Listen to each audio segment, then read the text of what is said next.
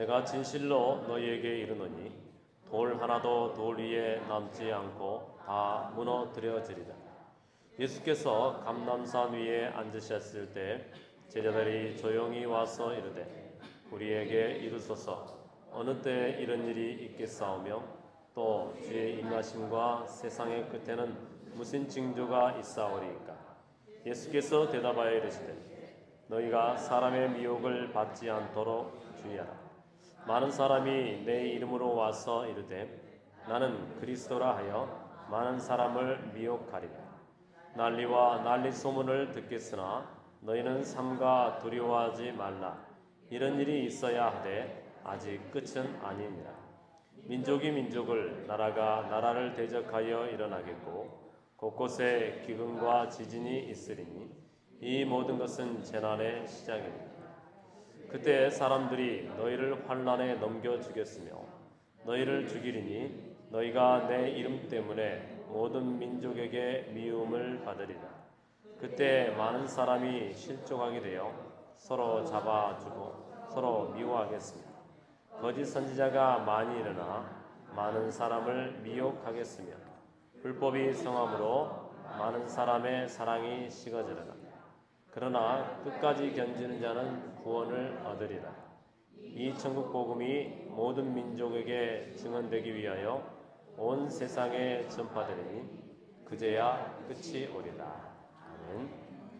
성가대 하나님 앞에 찬양으로 인도드리겠습니다.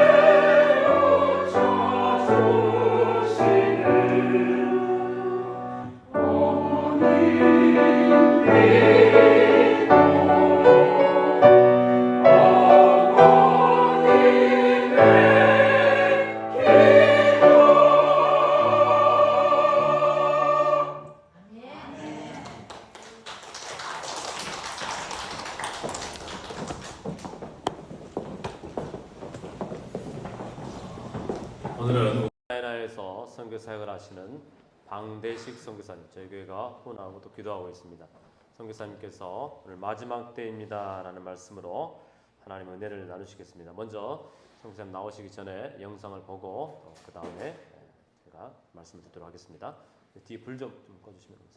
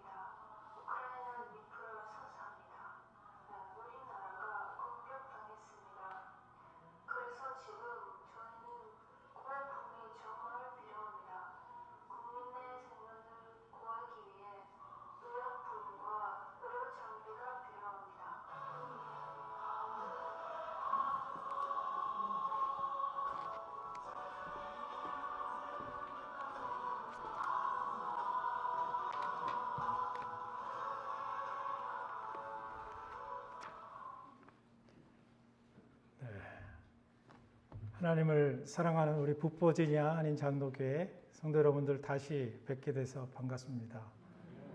네, 두 번째 방문이네요. 또 우크라이나를 위해서 함께 기도해 주시고 또 이렇게 지난 금요일에도 이렇게 눈물로 간절히 우크라이나와 저희 가정 위해서 또 기도해 주신다는 말씀 들었습니다. 감사합니다. 우리 영상을 보신 것처럼 참 처참한 상황이 지금 우크라이나에 벌어지고 있습니다. 저희 부부가 전쟁이 나기 전에 나오게 됐습니다.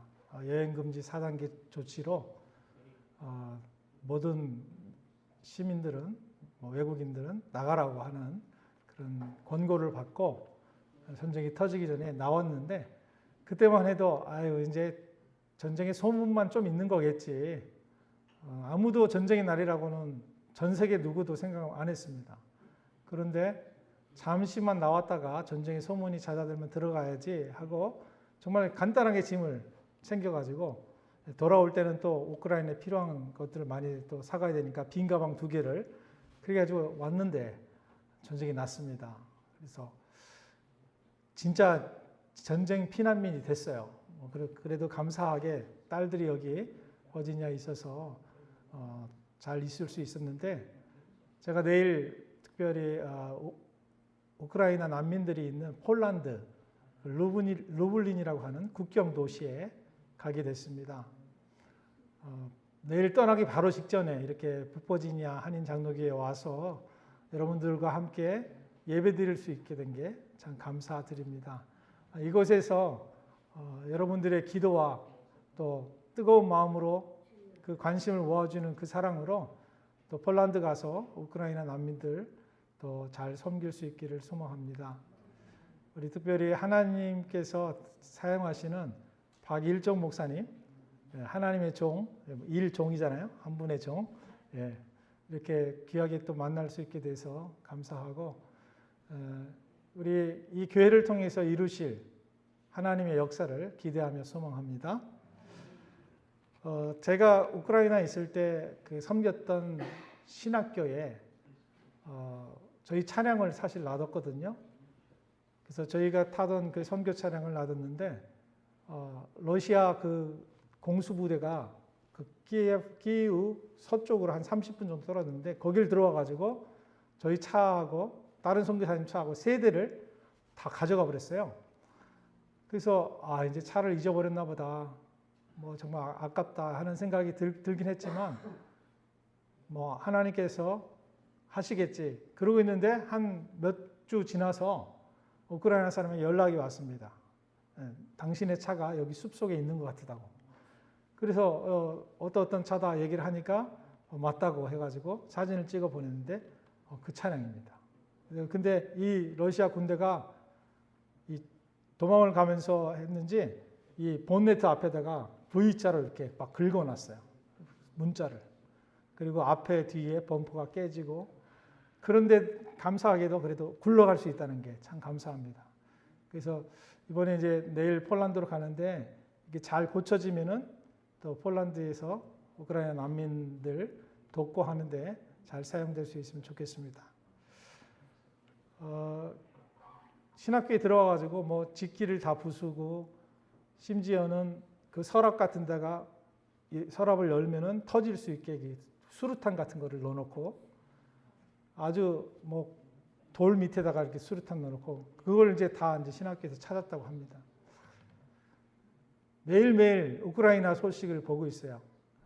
저와 아내가 오늘 같이 왔는데 꿈을 꿀 정도로 매일매일 우크라이나 지금 전쟁 상황이 어떻게 되는가, 앞으로 어떻게 될 것인가 이런 생각을 하고 있고 마치 그냥 외상후 스트레스 증후군, PTSD 같은 그런 느낌처럼 온통 그 우크라이나 생각에 가득 차 있어요.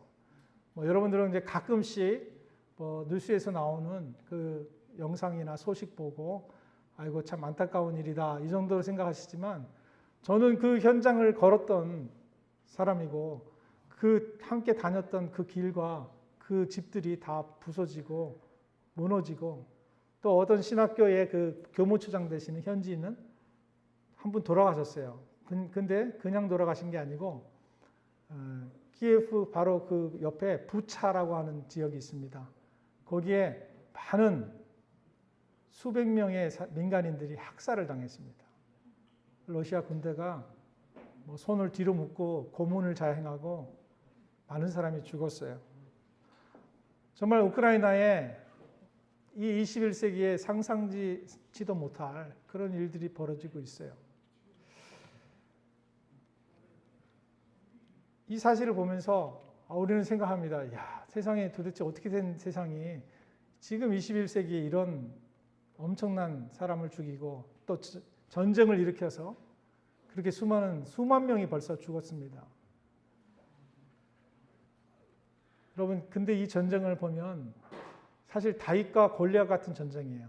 왜냐하면 러시아는 세계 군사력 2위의 엄청난 군대와 또 엄청난 무기를 가지고 뭐 10분의 1도 안 되는 그런 우크라이나를 침공이 들어온 거거든요. 그런데 이 우크라이나 백성들이 얼마나 정말 열심히 잘 싸고 있는지 대통령만 해도 미국 대사관에서 이제 피할 길을 줄 테니까 피신하라, 망명하라 이렇게 했는데 대통령이 일약 연설을 합니다. 우리에게 필요한 것은 도망갈 비행기가 아니라 이 러시아 군대와 맞서 싸울 수 있는 총탄이 필요합니다. 그 말에 모든 우크라이나 국민이 정말 도전을 받고 이 나라를 지키기 위해서 대통령도 저렇게 도망갈 길을 열어주는데도 안 도망가고 우크라이나를 지킨다. 그 말에 모든 우크라이나 사람들이 지금 자원에서 입달을 해가지고요.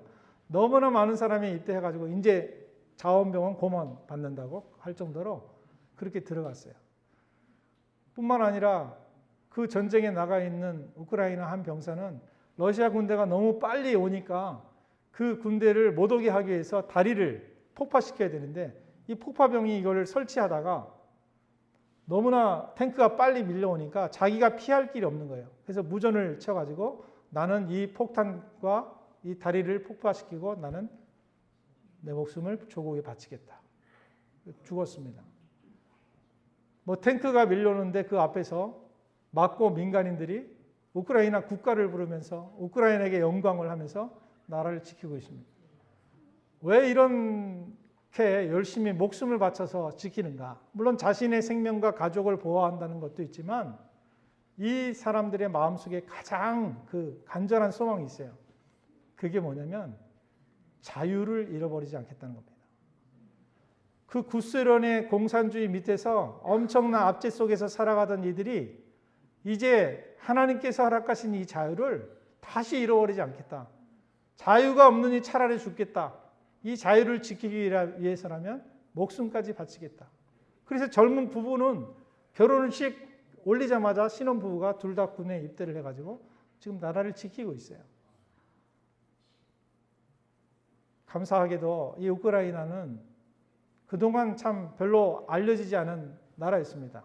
제가 우크라이나 그렇게 왔다 그러면 우즈베키스탄에 왔다고 같은 우자 돌림이라고 물론 저도 우즈베키스탄에서 섬기긴 했지만은 잘 모르는 나라였습니다. 그런데 지금 온 세계가 우크라이나를 알게 됐어요. 뿐만 아니라 우리 북버지니아 한인 장로교회 같은 교회를 포함해서 많은 세계 교회가 기도하고 있습니다. 우크라이나를 위해서 기도하고 있어요. 여러분, 기도하는 민족, 기도하는 나라는 결코 망하지 않습니다. 지금 러시아 군대가 아무리 강하고 아무리 강한 핵무기로 위협을 하고 해도 하나님께서 이 우크라이나를 지켜주실 줄로 믿습니다. 근데 지금 이번 주간이 굉장히 중요한 시간이에요. 여러분, 우크라이나에서 특별히 기도하실 때 지금 5월 9일이 2차 대전 전승 기념일이거든요. 그래서 푸틴 대통령이 러시아의 푸틴이 뭐 대통령 같지도 않은 대통령이 많은 사람을 지금 괴롭게 하고 있는데 지금 전승 기념일에 자기들이 승리했다는 선언을 하려고 준비를 하고 있어요. 근데 지금 미미하게 전쟁 전과가 올라오니까 어떻게든 지금 마지막 발악을 하고 있어요. 자칫하면 이 전쟁이 옆에 있는 폴란드나 뭐 루마니아나 이런 데로 미사일이 날아가고 전쟁이 난다 그러면 여러분 그게 뭔지 아십니까? 세계 제3차 세계대전입니다. 여러분 이 우크라이나 전쟁이요. 우리와 전혀 상관없는 게 아니고 벌써 우크라이나 전쟁 때문에 제3세계의 국가들이 밀과 식량이 부족해져 가지고요. 물가가 폭등하고 지금 어려움을 겪고 있어요. 그나마 미국은 잘 사는 나라이기 때문에 세계 제1위의 나라이기 때문에 지금 버티고 있는 것이지. 근데 여러분 지금 벌써 느끼고 있지 않습니까? 기름값 막 오른 게. 제가 몇 년 전에 나갈 때만 해도 1불 79에 코스코에서 넣었는데 지금 뭐 4불 50점 넘잖아요.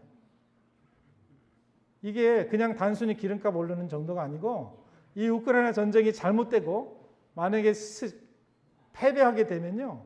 엄청난 세계 역사가 뒤바뀌는 일이 되는 거예요. 그래서 꼭 우크라이나가 승리해야 됩니다. 그를 위해서 여러분 꼭 기도해 주시고요. 사실 이 우크라이나는 러시아와 같은 슬라브 민족이에요. 형제 같은 민족이 어떻게 보면. 이 러시아라고 하는 그 시작이 생긴 곳이 키이우라고 지금 우크라이나 수도죠. 키이우 여기서 우크라이나가 또 러시아가 또 슬라브 민족이 시작된 곳이에요. 그러니까 여기는 마음의 고향 같은 곳인데 자기 형제 같은 사람을 지금 완전히 인종을 말살시키려는 것처럼 죽이고 있습니다. 러시아는 선교사들에게도 비자도 잘 안 주고 참 선교사들을 힘들게 하는 나라인데 우크라이나는 비자도 참 잘 줘요. 1년에 한 번씩 선교 활동을 할 수 있도록 비자를 주고 마음껏 복음을 전할 수 있는 그런 곳입니다. 그런데 지금 전쟁이 나서 어려워지고 있어요. 그렇지만 저는 믿습니다. 이 우크라이나가 하나님이 특별히 계획하신 나라라는 걸 믿습니다. 왜냐하면 우리 한국도 그렇잖아요. 1950년 6월 25일 새벽 5시 연세가 많이 드신 분들 혹시 기억하시는 분이 계실지 모르겠습니다만 그 한국 땅에 소련의 탱크와 비행기를 등에 업은 그 북한이 쳐들어 내려왔잖아요. 그래서 3년 동안 전쟁으로 모든 것이 다 무너졌습니다. 그런데 우리 한국이 그 사이에 어떻게 됐습니까? 하나님께서 복을 주셔서 다시 회복하게 하셔서 이제는 온 세계에 선교사를 보내는 나라가 되지 않았습니까? 이 우크라이나도 그렇게 될 줄로 저는 믿습니다. 이 땅을 하나님께서 회복시키셔서 이 땅 백성들에게 복음을 주시고 그들을 통해서 하나님의 놀라운 역사가 일어나게 될 줄로 믿습니다. 근데 자칫 이게 확전이 되면은 핵전쟁이 날 수도 있으니까 정말 기도해야 되는데 이런 때를 보면서 우리는 요즘 그런 생각 많이 하지 않습니까? 야, 코로나도 2, 3년 동안 많은 사람들이 고생을 하고 우크라이나에 이런 세계 전쟁이 일어나서 어려워지는데 야, 이거 혹시 지금 마지막 때 아니냐? 하는 그런 얘기가 하는 사람이 있습니다. 그런데 이 마지막 때에서 마태복음 24장, 25장에 걸쳐서 예수님께서 말씀을 하셨습니다. 마지막 때가 언제냐? 예수님이 예루살렘 성을 보시면서 우셨다고 하는 그런 표현이 있습니다. 여기 우리가 23장 마지막에 울었어요. 왜 울었냐면은 예루살렘 성이 그 안에 성전이 있는데 그 성전에 돌 위에 돌 하나도 남지 않고 다 무너질 것을 보시고 그 땅에서 고통받는 백성들을 생각하시면서 눈물을 흘리신 겁니다.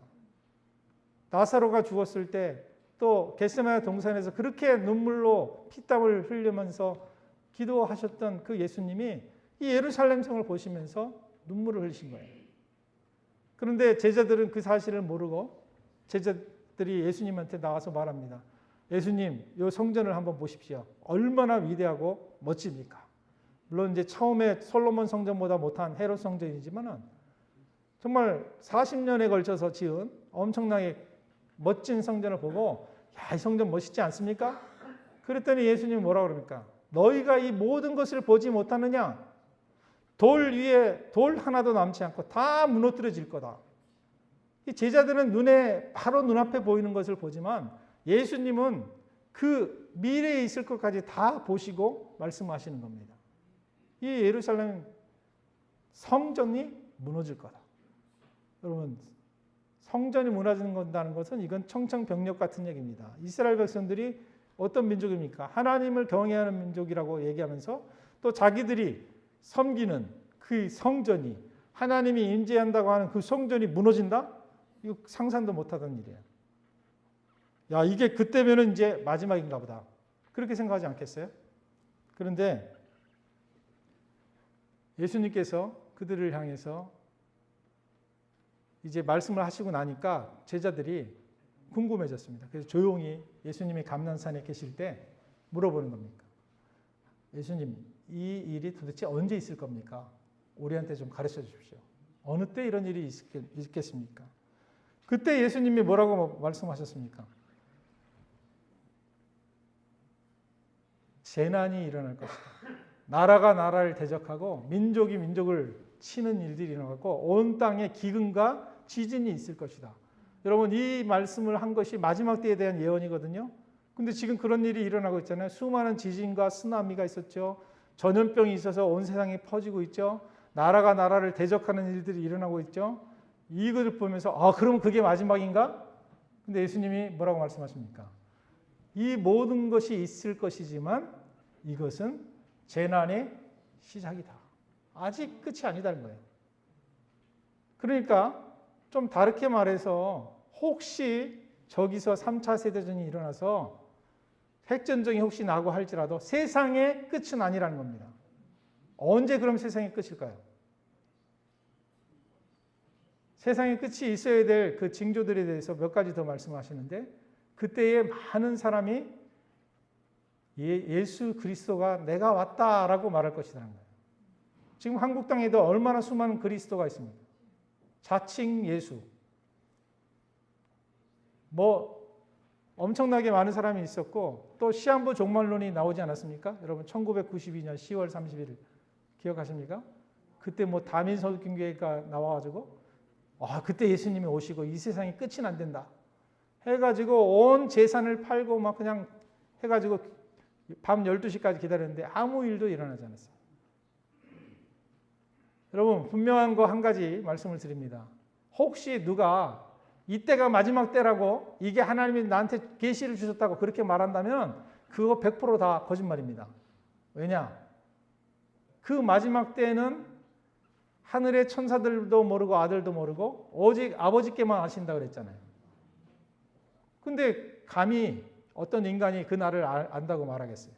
혹시라도 그 날에 오고 싶으셨어도 예수님이 오직 아버지만 아신다는 그 말씀 때문에라도 다른 나라에 오겠죠. 그러니까 어떤 날에 몇 달 며칠에 온다? 그럼 100% 거짓말이 되는 겁니다.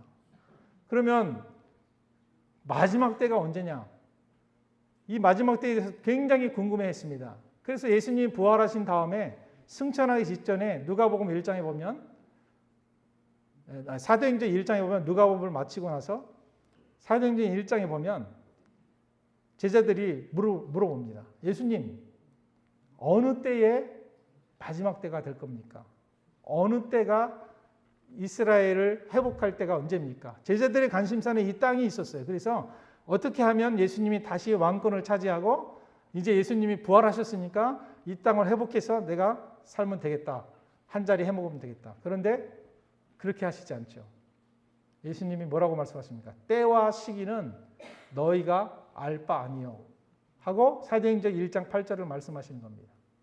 오직 성령이 너희에게 임하시면 너희가 권능을 받고 예루살렘과 온 유대와 사마리아와 땅 끝까지 이르러 내 증인이 되리라. 그 얘기 뭡니까? 지금 마지막 때가 언제 있을 거냐? 언제가 중요한 게 아니라 그 마지막 때가 있을 것을 알고 오늘을 복음의 증인으로 살아가는 겁니다. 성령님의 그 임재함을 받고 그 성령의 감동함을 가지고 내가 있는 그 삶의 현장에서 저는 우크라이나로 혹은 폴란드로 가서 그 우크라이나 백성들을 상대하면서 그 성령님의 감동으로 사역을 하겠지만 여러분들은 여러분들의 삶의 현장에서 그 마지막 때를 기다리면서 오늘 하루를 살아가는 겁니다. 복음의 증인으로서요. 지금 우크라이나에 많은 사람들이 피난민이 됐어요.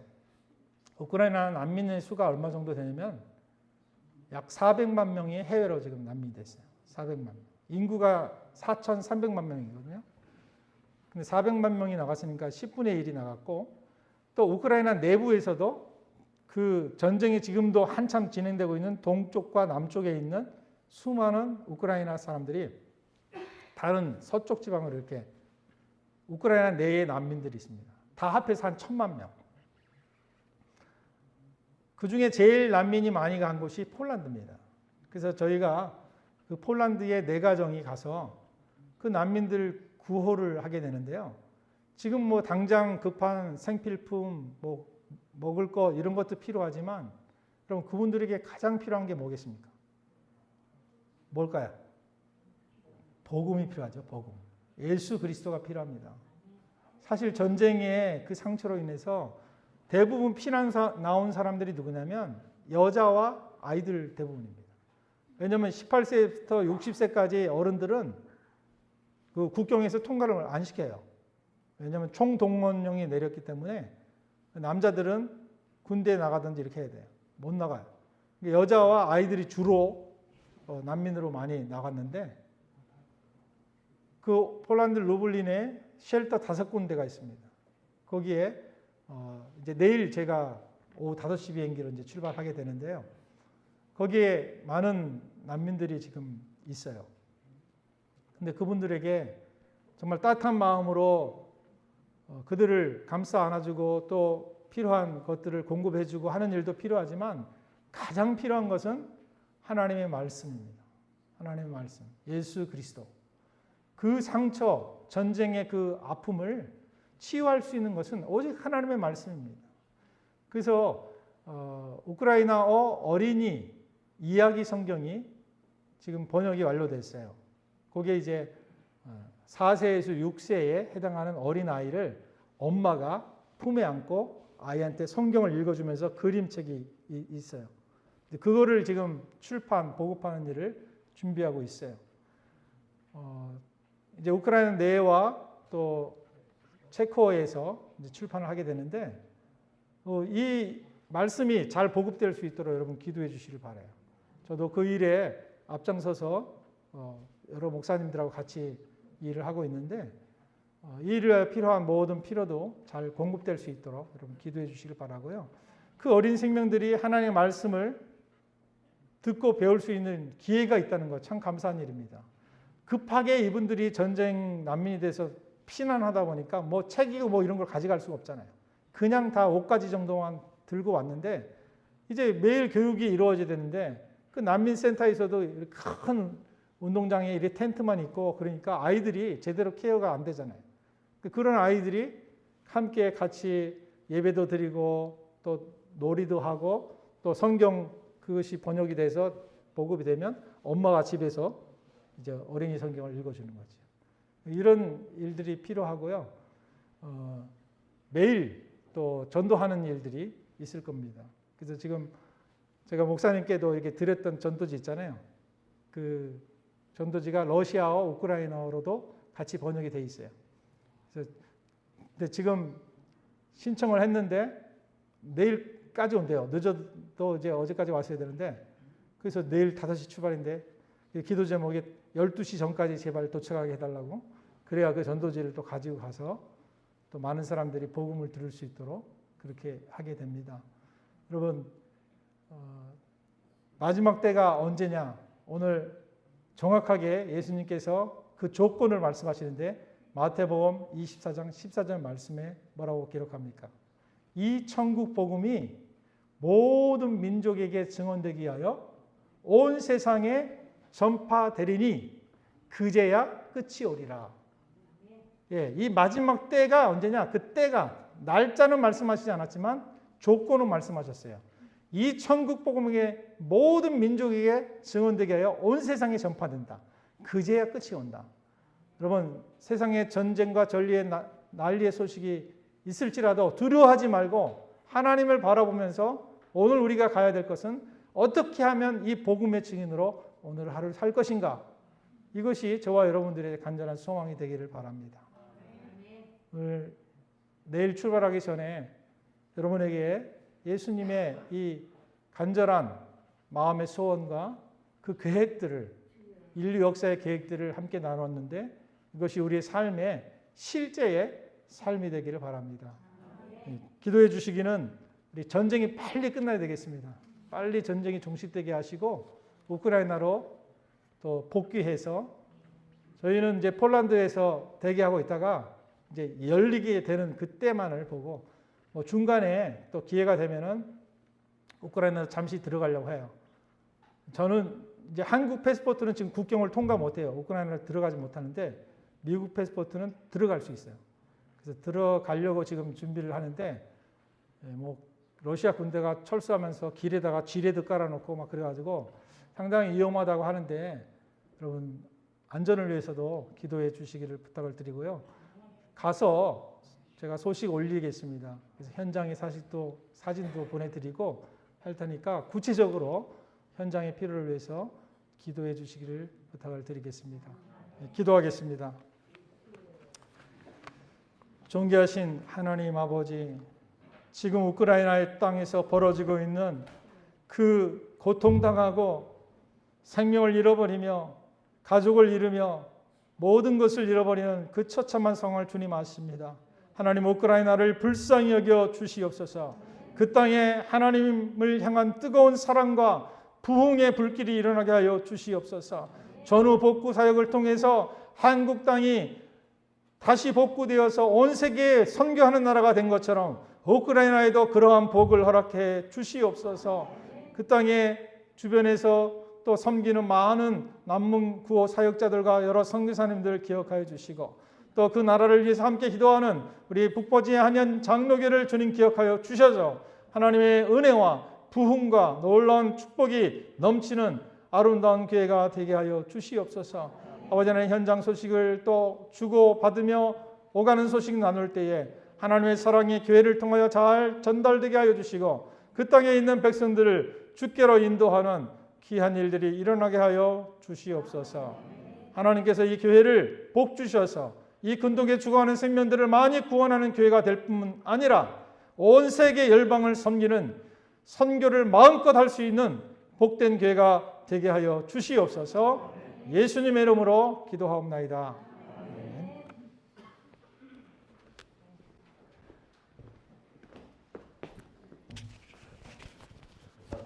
아멘.